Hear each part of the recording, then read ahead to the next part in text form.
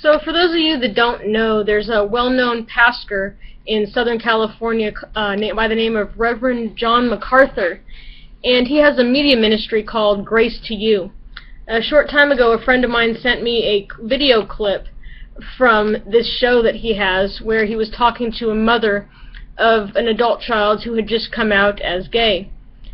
And something about it just compelled me to respond. I'm going to be sending a written form of my response letter to him directly, and I've also posted it on social media, but I figured maybe getting a video version of it might get it out to some more families and hopefully seen by some more people who are dealing with this situation, in the hopes that maybe somebody will reevaluate this advice and reevaluate how they respond to their loved one.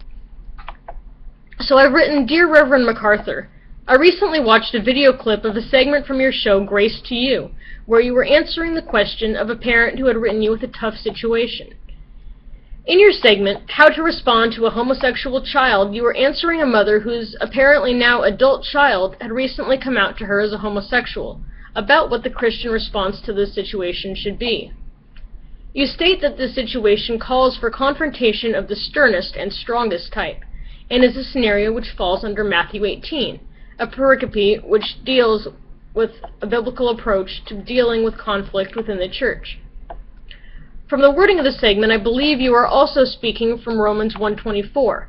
So God abandoned them to do whatever shameful things their heart desired. As a result, they did vile and degrading things with each other's bodies.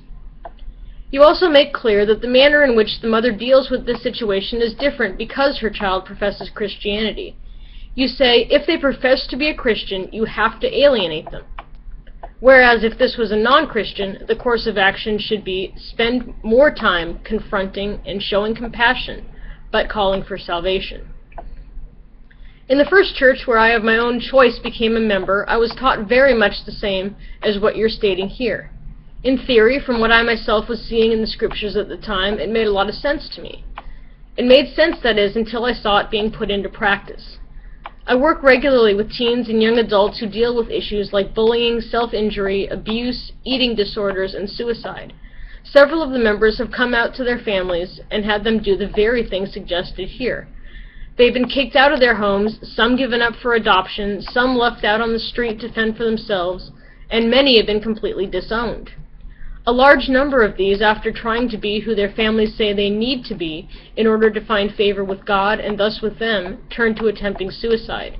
Far too many succeed. I understand having strong religious convictions, as I have many of my own. What I don't understand is how it falls within the concept of grace, as your show's title indicates, to alienate the child you brought into the world, whether you agree with what they're doing in their lives or not. That doesn't sound like grace, it sounds like judgment, and like the love and acceptance of a parent is conditional. Parents certainly don't have to accept everything their children do or believe, nor support everything their children do or believe. That said, that doesn't mean that the role of a parent to unconditionally accept their children as their children changes.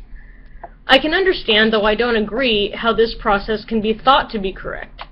I have known parents whose adult children have fallen into drugs and crime who have told those children they are not to come around while this is going on.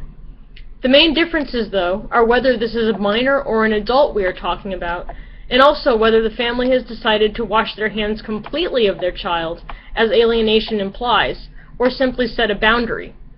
I respect setting boundaries, as it is a healthy practice in any relationship. Boundaries, though, aren't a free pass from parental responsibility.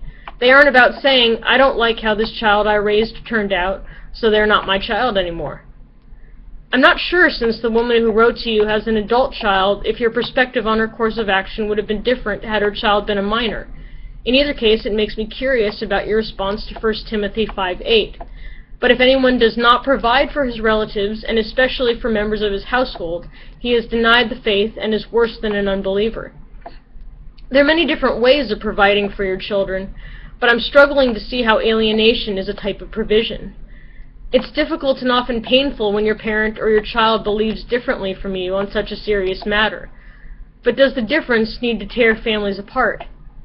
When a child is a child, the parents teach them the ways they believe are right and true. When that child becomes an adult, it's up to them. Still, though, they are their parents' children, just as we are children of God. God makes clear to us over and over in Scripture that He will never leave or forsake us. How then can we be following Him if we leave or forsake the children that He has blessed us to have? Sincerely, Catherine L. Royal.